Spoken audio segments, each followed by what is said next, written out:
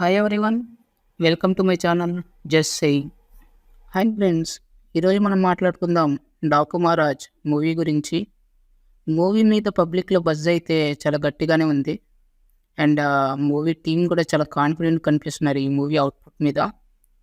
ఈ movie director Bobby Kolli విషయానికి వస్తే 2 years బ్యాక్ ఇదే సంక్రాంతికి మన చిరంజీవి గారితో వాల్తేరు వీరయ్యతో మనందరి ముందుకు వచ్చారు. అండ్ ఆ మూవీ తన కెరీర్లోనే పెద్ద బ్లాక్ బస్టర్ అయింది.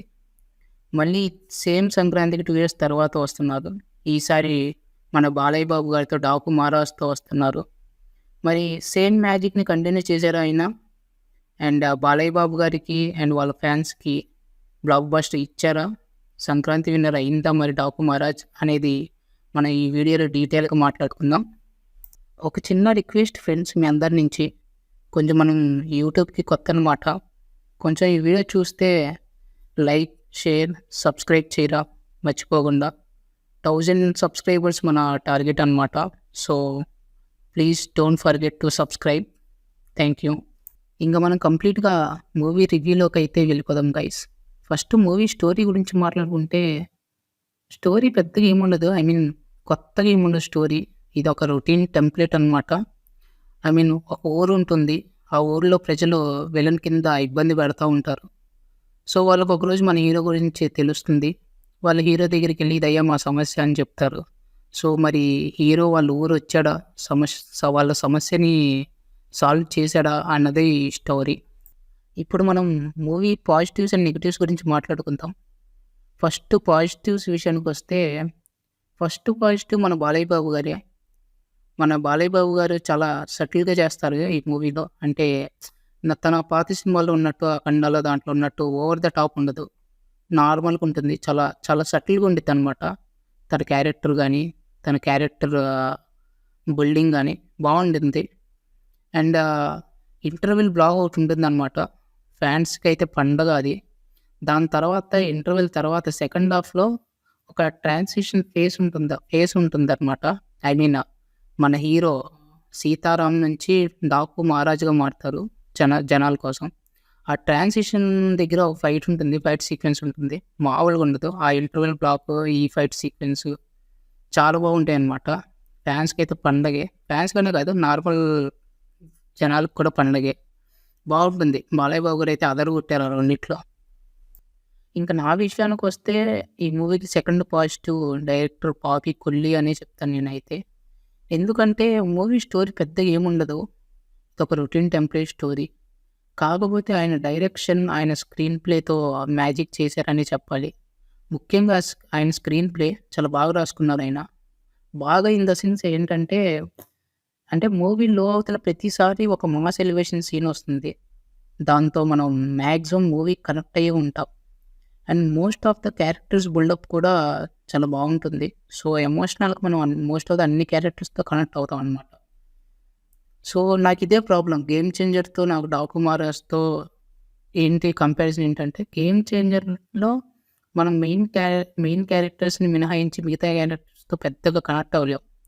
అది డాకు మహారాజ్ చూసుకుంటే మనం మోస్ట్ ఆఫ్ ద క్యారెక్టర్స్తో ఎమోషనల్ కనెక్ట్ అవుతాం. నాకైతే అదే డిఫరెన్స్ అనిపించింది. హ్యాట్స్ ఆఫ్ డైరెక్టర్ గారు. అండ్ ఈ మూవీకి థర్డ్ అండ్ బిగ్గెస్ట్ పాజిటివ్ వచ్చేసరికి తమన్ గారు. అన్న ఏమన్నా కొట్టావు బీజిఎం అసలు. తన బీజిఎంతో మూవీని నెక్స్ట్ లెవెల్కి తీసుకెళ్ళిపోతారు ఆయన. మామూలుగా కాదు. ఎగ్జాంపుల్ జైలర్ మూవీ ఉంది కదా, ఆ మూవీలో రజనీకాంత్ గారు వచ్చి ఏముండదు, అట్లా నుంచుంటారు. కానీ మన అనిరుద్ధ్ బీజిఎంతో ఆ సీన్ని వేరే లెవెల్లో ఎలివేట్ చేస్తారనమాట. సేమ్ అంతే మన బాలయ్య బాబు గారికి మన తమనాల చాలా బాగుండేది బీజిఎం. మన బాలయ్య బాబు గారు అండ్ తమన్నా కాంబోలో వస్తుందంటే బ్లాక్ బాస్టర్ అని ఫిక్స్ అయిపోయింది. నేనైతే ఫిక్స్ అయిపోయాను. అండ్ రిమైనింగ్ క్యాస్టింగ్ విషయానికి వస్తే, అందరూ వాళ్ళకి ఇచ్చిన దాంట్లో, వాళ్ళకి ఇచ్చిన స్పేస్లో చాలా బాగా యాక్ట్ చేశారు. మన మెయిన్ విలన్ బాబీ డియోల్ గారు, ఆయనకి స్క్రీన్ టైం లిమిటెడ్గానే ఉంటుంది. ఫస్ట్ హాఫ్లో అసలు కనిపించరు. ఇంటర్వెల్ ముందు అట్లా వస్తారు ఒక 2 minutes. ఇంటర్వెల్ సెకండ్ హాఫ్లో మాత్రం కొంచెం కనిపిస్తారు. కానీ ఆయనకి ఇచ్చిన దాంట్లో ఆయన బాగానే చేశారు. అలానే ప్రజ్ఞ గారు, శ్రద్ధ గారు, వాళ్ళు కూడా వాళ్ళకి ఇచ్చిన స్పేస్లో బాగా యాక్ట్ చేశారు. ముఖ్యంగా పాప ఉంటుందన్నమాట మూవీలో. నాకు ఆ పాప క్యారెక్టర్ బాగా నచ్చింది. చాలా బాగా చేసింది ఆ పాప. అండ్ మిగతా క్యారెక్టర్స్ కూడా అందరికి ఒక స్పెసిఫిక్ ఇంపార్టెన్స్ ఉంటుంది. సో, ఆ ఇంపార్టెన్స్ ప్రకారం అందరూ చాలా బాగా యాక్ట్ చేశారు.